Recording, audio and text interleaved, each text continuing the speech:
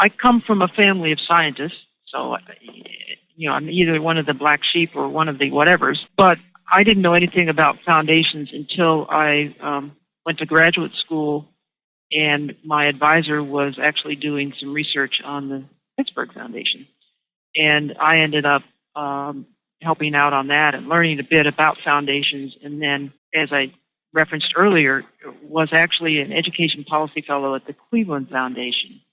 And in that setting, began to learn about the power of community foundations, power for change, and was just attracted to that. My parents were always very active, and they sort of took in people and adopted people one way or the other. So I suppose there's part of me that really wants to do good and help people, and found that community foundations was an interesting way to do that.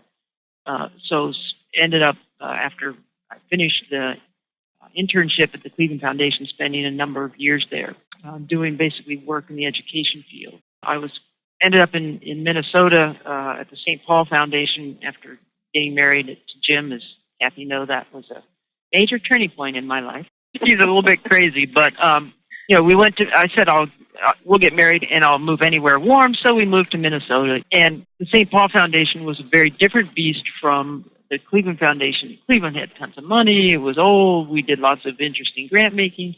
St. Paul was actually in trouble with the IRS, hadn't met its public support test, and so I learned what it was to raise money. So I went from a huge foundation to one of modest size, and then was enticed to come to Detroit, where we had no money.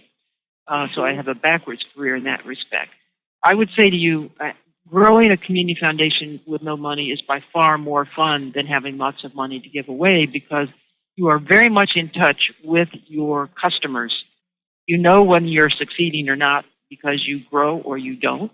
And so the challenge has been, how do we make a difference? How do we do it quickly with no money?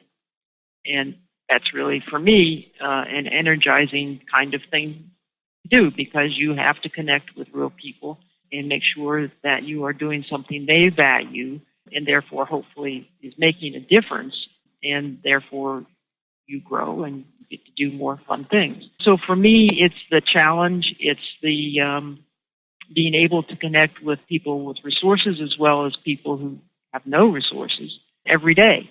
And the fact that almost all of that's not quite true, maybe all but 10 of our donors are very much alive. And so we are on the phone all the time with real people that we hope are happy, and also with people that if we screw up, they let us know that we've made a mistake. So what's my personal story? My personal story is I love to make deals. I love to make things happen. I love to work with people who care, and I worry each day about how we're going to do more. I think in this job, you have to have a certain personality. First, we're all type A. So just look across the country. I mean, we all work 24/7. We grind it out in that sense. And I think you have to have the thrill of the deal. So there's some personal characteristics, and you're right, nobody sort of studies to do this job, but it is the same sort of characteristics that you look at in other successful CEOs. You take risks, hopefully calculated, but you can't sit back. And if you don't want to live on the edge, you're in the wrong job. These are not typical foundation jobs.